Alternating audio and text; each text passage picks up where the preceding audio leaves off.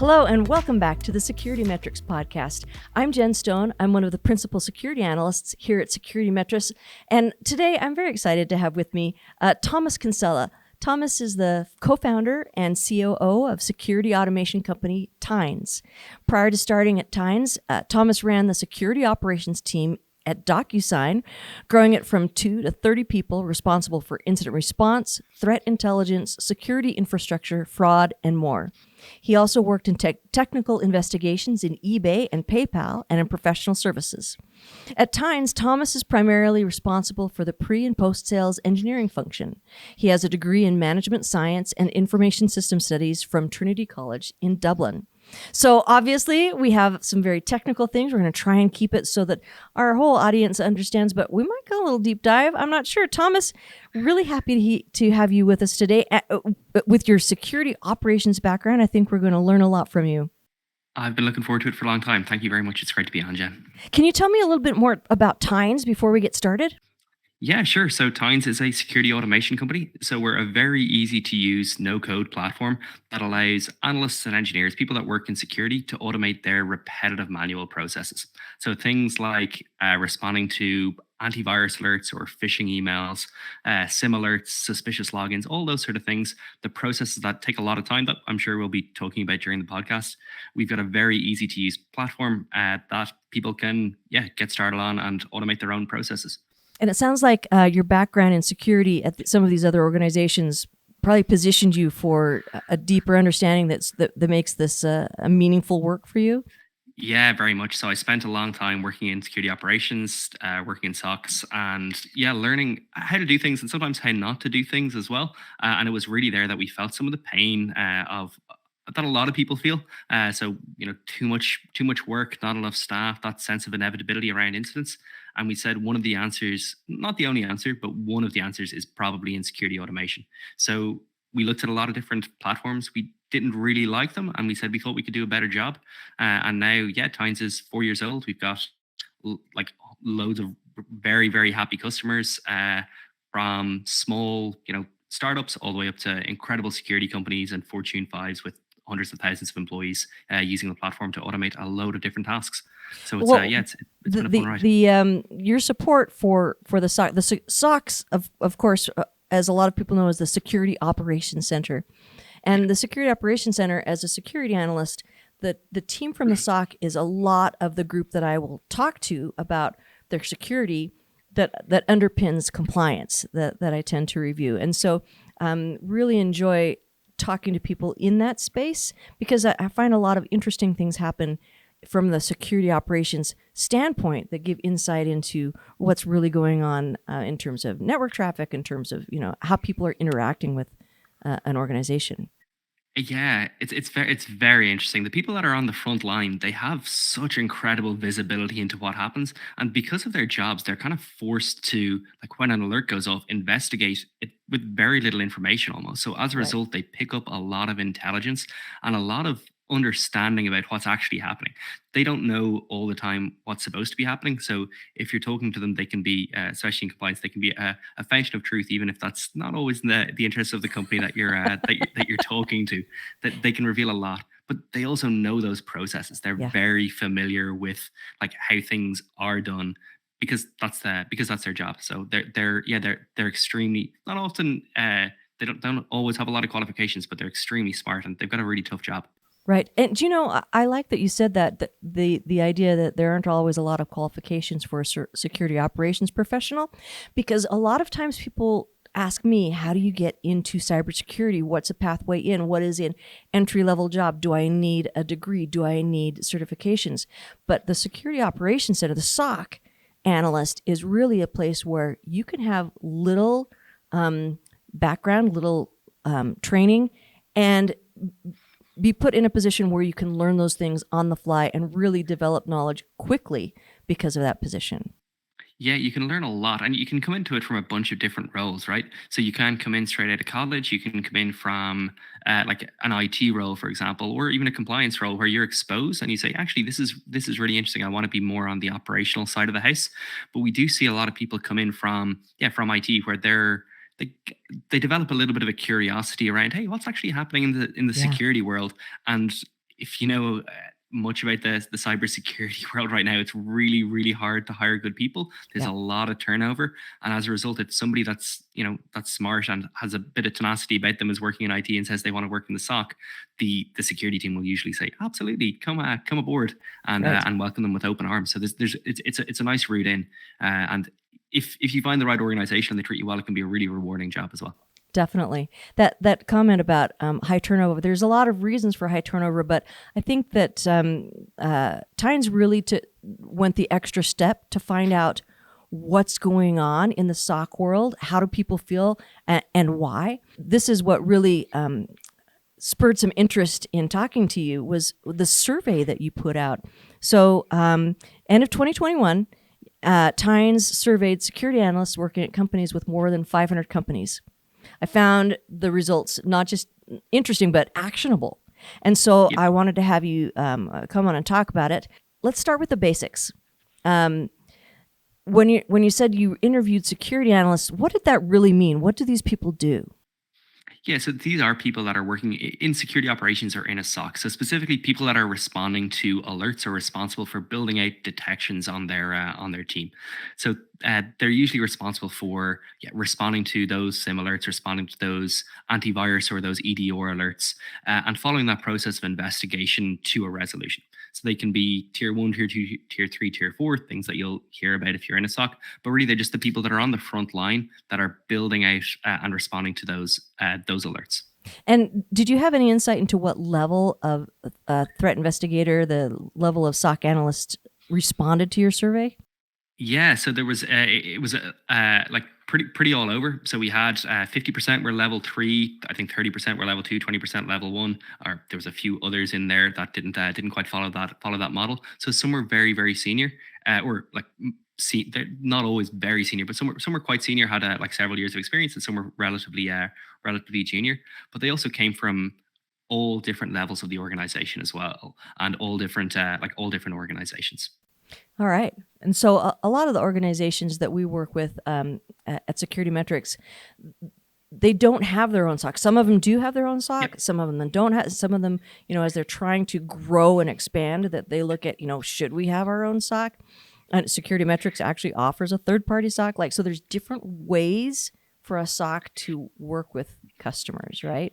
Yeah, absolutely. And I think that's why I said it's not just a SOC, it's like anybody that works in security operations or those people responding to alerts. So you don't have to have your own SOC. It could be that you work on the incident response team, or you're the only person on, or a junior person on the on the security team that is responsible for responding to those alerts. So yeah, that they were the people that we surveyed. But yeah, there's a lot of different ways of interfacing. A lot of people have, as you say, like those managed service providers or those outsourced SOCs. And then some people decide, actually, this is a core competency and we need to take it a little bit more seriously, or we've got custom detections or an environment that's a little less standard. And as a result, they'll build an in-house SOC, or they'll build a security team internally responsible for building out those alerts, building out that infrastructure, building out those detections. So as a security analyst, the work that they do, is it typically just responding to alerts, or what kind of work how do they spend their time? Yeah, I think they'd love to spend more time not just responding to alerts. In reality, I suppose responding to alerts and then writing up the results, so writing up the reports and things like that, is where they spend a lot of their time. So creating tickets, triaging, so copying and pasting your IPs into your threat intelligence tool to see is it good or bad, looking up a hash to see, or maybe analyzing some malware to see is it bad. But I think the way they should, if they're you're hiring like paid, like very like qualified security professionals, and as they learn more, they've got a ton to add. The things they'd love to be doing is developing new detections, right? Integrating new log sources, researching like techniques and procedures and tactics, updating documentation, investigating better threat intelligence. All that sort of stuff is the stuff that a SOC is usually responsible for. Again, depending on the level and depending on the team, but in reality, they spend a lot of their time. A lot of tools these days, a lot of security tools generate a lot of alerts, and they can spend a lot of their time frustrated dealing with too many noisy alerts that are causing them problems. Right. That's actually, I hear that as well. Even as looking into compliance, one of the things that we look at is how do you respond to alerts? And typically that's where we hear a lot of pain, is that they know that there's ways that they could bring more value to the organization from a security standpoint, but they're spending all their time doing stuff that they don't feel is really taking them there. Yeah, it's really hard. It's really hard and very frustrating. Like I worked in an environment like that, and it's not that you don't have you're not being given resources. It's that the better you get at detecting, the more you have to respond to. If you buy a new tool, all of a sudden that new tool is going to be generating alerts, so you can quickly become overwhelmed. And even if you're on top of things, right, there can just be an incident, or maybe it's a new vulnerability like Log4j or something, and now all of a sudden it's all hands on deck. And oh wait, you were already full. You already had your hands full, so now it's nearly impossible to stay on top. And of course, what you really want to be doing is you really want to be improving the adding actual value to your security program, improving the risk posture of your organization, plugging holes, building better detections, like preventing things from happening. But because you're overwhelmed, it's very hard to focus on that. So before we dig into the results of the survey, I wanted to ask: do you feel like the people who responded? Do you feel like they were reflective of the industry at large, like the types of demographics? Did you capture a good cross-section? They were. So there were 500 respondents. They were very broadly reflective of the industry. I think there were 55% male, 45% female or so, which is probably a little bit over-indexed on female, unfortunately, even in that. I think 45% of the people that responded were in technology, 10% manufacturing, 8% finance, which is, again, about right in the industry. And then in terms of company size, I think we had about 50% that were in companies below 1,000, 30% between 1,000 and 5,000, and 20% above 5,000. So it was very reflective of the industry, especially industry with security teams, right? So we're not trying to capture those, unfortunately, those teams that don't have anybody working in security operations. But yeah, it was broadly speaking reflective of the overall security industry. Okay, so a lot of this survey was like, how are people feeling? And I know I personally have colleagues who have worked as security analysts and left the industry because it was exhausting, and they felt that it wasn't the kind of work that they wanted to do. Did your survey reflect that feeling? Yeah, and the reason we set out to exactly that, the reason we set out to do the survey was because that was what we felt like. That we felt that we were hearing both anecdotally and seeing among our network that a lot of people were leaving, and a lot of people were unhappy, and a lot of people were burnt out, and that a lot of people were planning on leaving their jobs. So that's why we started it, to see, like, is this actually true, and is there anything that we can do? And we'll talk about that in a few minutes. But yeah, you're right. It really did reflect that people were unhappy. I don't want that to be the only cut, though. So there were some really interesting takes. So one is that like 69% of people were actually happy, satisfied in their jobs. Okay. 60%, 68% were engaged. 69% feel respected. So there's a lot of positivity. I think security professionals, they do feel like they're doing a good job. They're motivated. They're doing the right thing, and they're saying, actually, I'm on. There's a lot of I suppose positivity in the security world, that you're making a difference. But there was just a huge amount that said exactly that. That said they were burning out. So 48%, almost 50% said they were very burnt out, and another 23% said they were somewhat burned out. And then even worse than that was what you were saying. So 65% of respondents said they planned on leaving their job in the next 12 months because of that burnout, because they were exhausted, because they just couldn't stay on top. That's a huge figure. And it's not going to be that people are going to leave. It's just that they intend to leave. They're going to be looking that they want to move on. Yeah. And it's very worrying for an industry that's already struggling. Oh yeah, that's a terrible number. We're not able to keep people happy, and to treat them right, I suppose. So it behooves us, like security leaders and people that are in positions of authority, when we're hiring, and more importantly, when we're looking to retain those staff, it behooves us to take action. And I think that knowing why people are frustrated and burned out is going to help resolve the frustration and burnout, right? Because if you don't know what's causing it, how do you address those root causes? So what do you think causes the frustration and burnout? I think some of the results were unsurprising. The first one, 81% of teams said respondents said they thought their team was understaffed. So that's like the first thing. 2/3 of analysts are doing way too much manual work and say that computers could do 50% of their jobs. But I think the other part about it is that, kind of as you pointed out, that when you're responding all the time, defense is really hard, and it's really demotivating when you're just responding and you're not able to get on an attack. It's like if you're the team that you're supporting is just on defense all the time. It's like it doesn't feel very good, even if you're not letting in any goals, even if you're not getting breached, and plenty of people are getting breached. But even if you're not getting breached, it's not motivating because you don't feel like you're getting better. It just feels like that the inevitable is going to happen. Right. So I think there's a lot of frustration with that. There was a lot of other things, like too many false positives, too many consoles to look up, too many tools, inaccurate and incomplete data. But the big thing, just they're understaffed, and they're dealing with too many alerts. Yeah, I can see that jibes directly with what I see in just talking to people in the field who are currently doing a security analyst job, hands-on. In addition to that, understaffing and just fighting, it feels like a Sisyphean effort, just pushing that exactly that. That's a boulder great, up the hill, phrase. Right? Yep, so. I'm going to take that down. Were there other things in the survey that could help retain talent? Yeah, so I think you have to read between the lines a little bit, but yeah, absolutely. The two things, there were three things that stood out. The first was that we're doing a good job in security of measuring things like mean time to detect, mean time to respond, mean time to investigate, but we're not really doing enough to measure how our team are doing.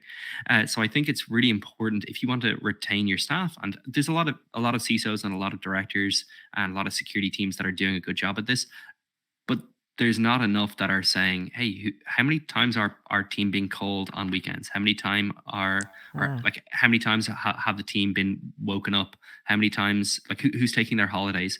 And I think if we start measuring that, tracking that, forcing people to do that, you'll get a team that are have more focus on their mental health, really, really important, but also that are a little bit more satisfied that actually they're being looked after.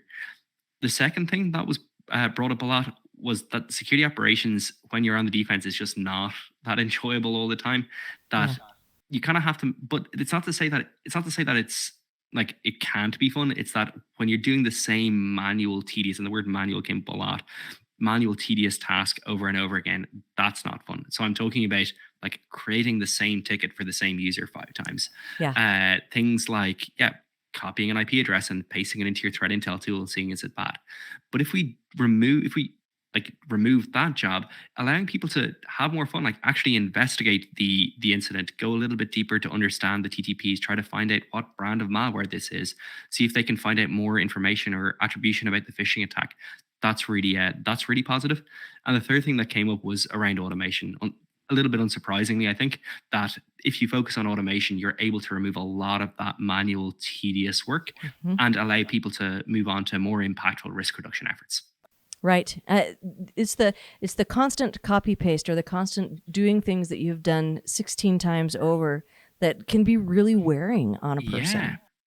And just demoralizing that you're this is not I didn't go to university or I didn't train, or I just don't want to be spending my time doing this.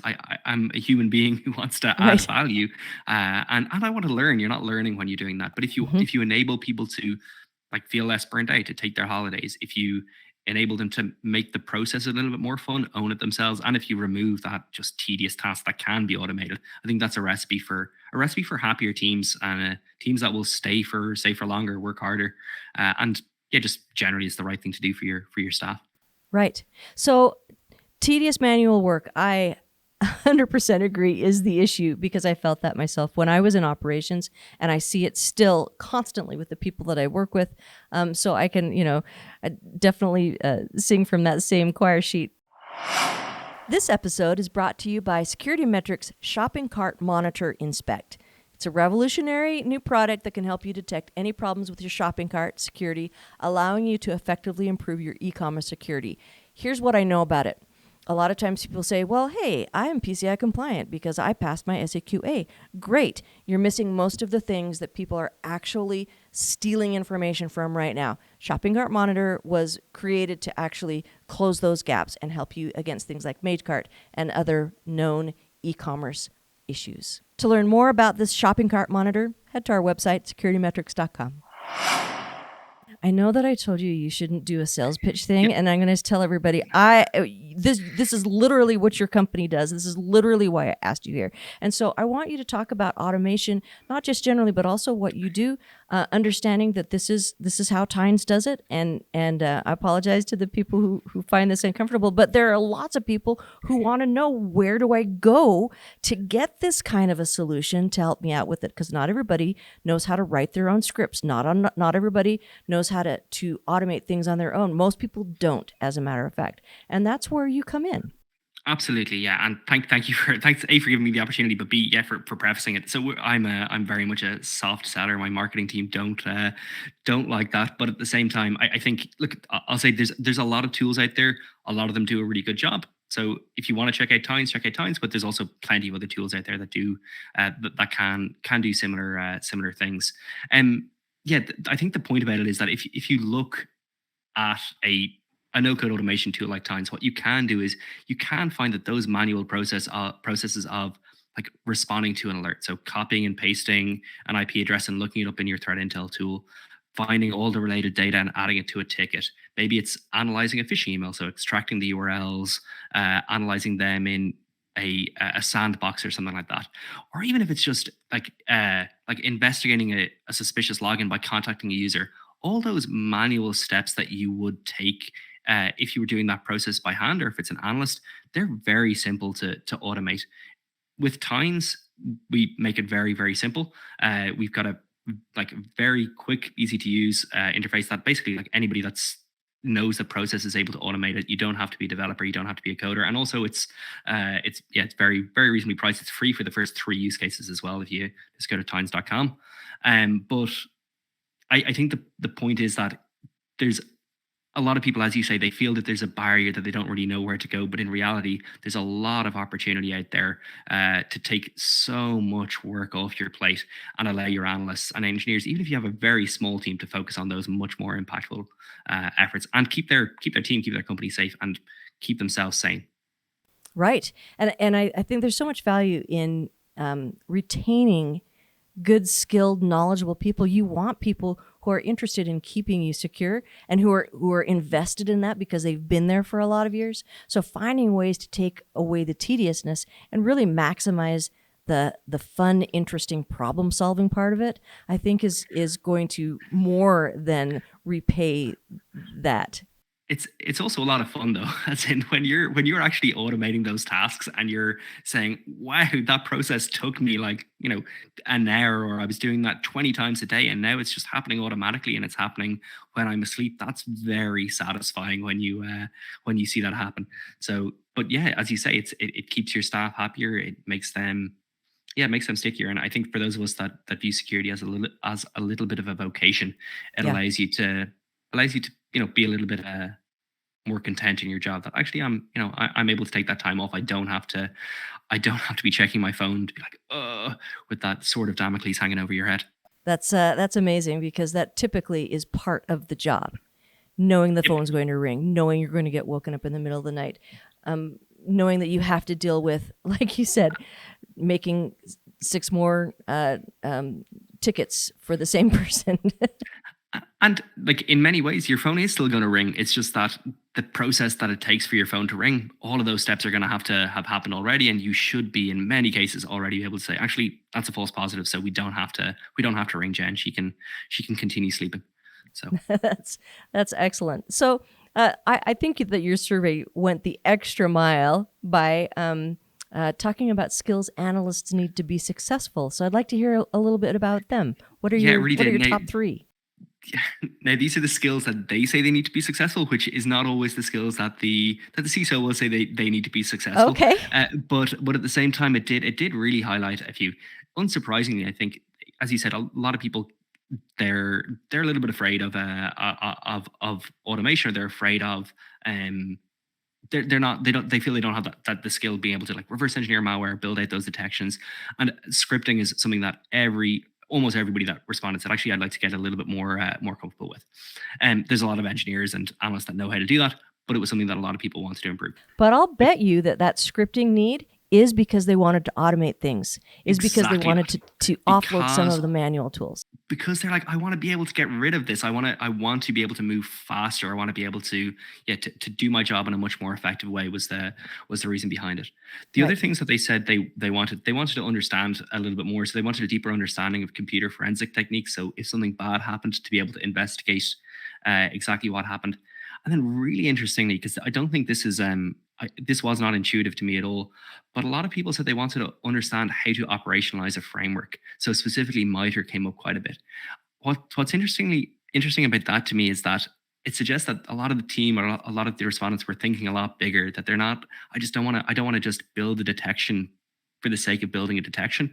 That I want to have a little bit more structure and comprehensiveness to my program, so that if we get audited or if we're trying to improve it, that we know just how far along we are, and that it's not just building something for the sake of building it. So I really like that as a skill that they themselves called out as something that they really wanted to focus on and they really wanted to learn.